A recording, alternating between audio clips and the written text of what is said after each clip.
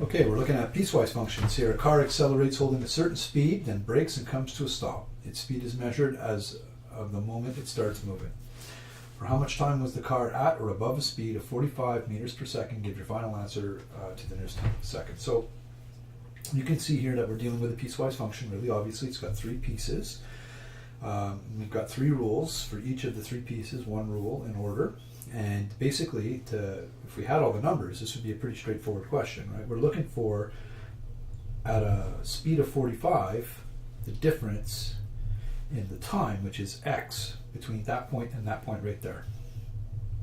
We need the x there, and we need the x there. And if we can get the x there and the x there, then we just have to subtract them, and we're done. And of course, we know that there's a rule for this equation, and we actually know the ordered pair is something 45, and over here we also know that the y component is 45, and once we get those x's, we're done. So there is a little series of steps that we can follow when we're going to be doing a piecewise function, and the first of the steps is to number each of your pieces. So 1, 2, and 3. First piece, second piece, third piece. Now the next step is to write out the rules of those pieces. So if I think about piece 1 over here, I have to figure out, okay, well, there's a curved line here, so we're not using y equals ax plus b. So we have to decide, is this exponential or is it quadratic? And because it passes through the origin, for the purposes of our course, when a curve passes through the origin, that'll always be a quadratic. So I'm going to write out the general rule, y is equal to ax squared. Then I'm going to write down the rule for the second equation, which is the flat part, which is y is equal to some number. That's the constant function right there. And the third piece is a line y is equal to ax plus b. Straight line. So piece 1, piece 2, and piece 3. The next thing to do is to see what information we have and what we're missing. Now if you take a look at this equation right here, remember that this just means y is equal to ax squared, right? F of x is just y, and rather than write y 3 times, we've written it once. So that's y is equal to ax squared. This one says y is equal to 60. This one says y is equal to ax plus 252.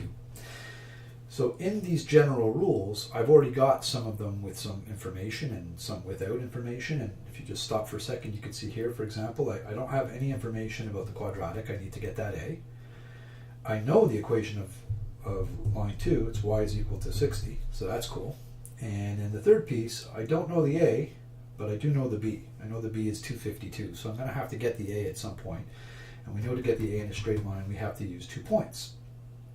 And we know one of those points, or do we? Nope, we don't know that. Not yet, we don't, but we will. So we're going to get those points on the graph, and we're going to get them from this information right here. Once I've written down my 3 general rules, the next thing to do is to start filling in what we can from the information that's given in the equations, and then in these domain restrictions, which are right here.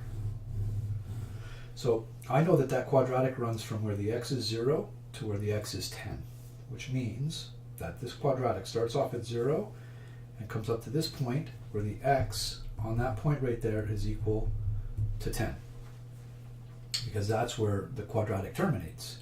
And I know that because of this function, second function, that for this one here, y is always equal to 60. Right? This is the line y is equal to 60. And so that means that that point right there, that corner point, is 1060. And I know that that function runs from where the x is 10 to where the x is 16. So this point right here is the point 16, is the point 16 for the x and 60 for the y. So the domain restrictions, right, because that first function ends where the x is 10, the second function ends where the x is 16, and the third function ends where the x is 21. And it's on the axis, so I know that that's 21, 0. So this information has allowed me to fill in all these missing pieces of information. And now all we really have to do for the piecewise function is use the equations that we need, that we've used in other functions, quadratic, constant, linear, to answer a question. And what do I know? Well, I know that this equation right here is quadratic, and I don't know its rule. So I'm going to start off with this guy right here. For equation number 1, equation number 1, I've got y is equal to ax squared. And I don't know the a, but I do know that the quadratic passes through the point 1060. Passes through that point. So that means, since I have an x and a y, I can get the a. I can get the rule for that equation. And that's going to help me then find out that missing point, which I need, right? I'm looking for the x there. So I'm going to go 60 is equal to a times 10 squared. So 60 is going to be equal to 100a. 10 squared is 100. A. Divide. So I'm going to go 60 divided by 100. And that's going to be 0.6 equals a. Right, I divided both sides by 100 here. So the equation is y is equal to 0.6x squared. Now, why did I care about that? Why is this important?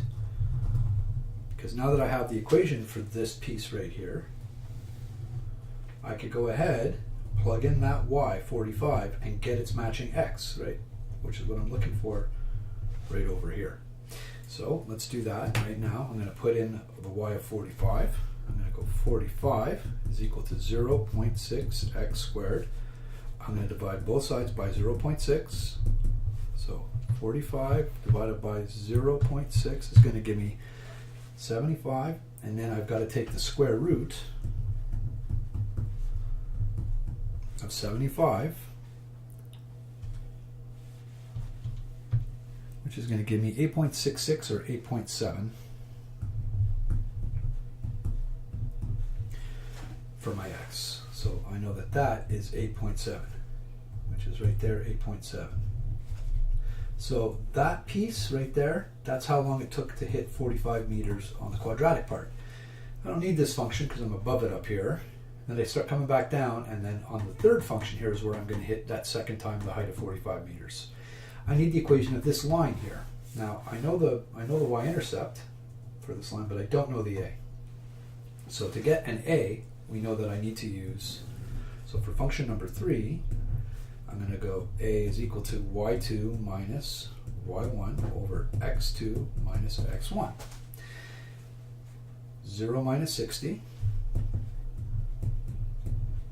over 21 minus 16. So when you do that, you're going to get 0 minus 60 is obviously going to be equal to negative 60. And I'm going to have to divide that by, clear, 21 minus 16, which is going to be equal to 5. When you do that, you're going to get a is equal to negative 12. 60 divided by 5 is negative 12. Now, what did that do? Well, that gave me this. Y is equal to negative 12x plus 252, because they already gave me the b for that equation. Right, so now that I have that rule, what can I do? Well, I know that the y, right, I know that that y is 45. So I go 45 is equal to negative 12x plus 252, and then I'm going to solve for x, right? So I'm going to subtract 252 from both sides. So I'm going to go 45 minus 252, which is going to give me negative 207. Is equal to negative 12x, and then I'm going to divide both sides by negative 12, which will give me a positive 17.25 or 17.3 is equal to x. Why am I only keeping one decimal? Because the question said rounded to the nearest tenth. So I know my x for that point, 17.3. So once you get those rules, plug in, solve, and now I can answer the question. 17.3 minus 8.7, so clear. 17.3 minus 8.7 is going to be equal to 8.6. So the difference, so the difference is So I'm running out of room here. 17.3 minus 8.7 is equal to 8.6 seconds between that x and that x right there.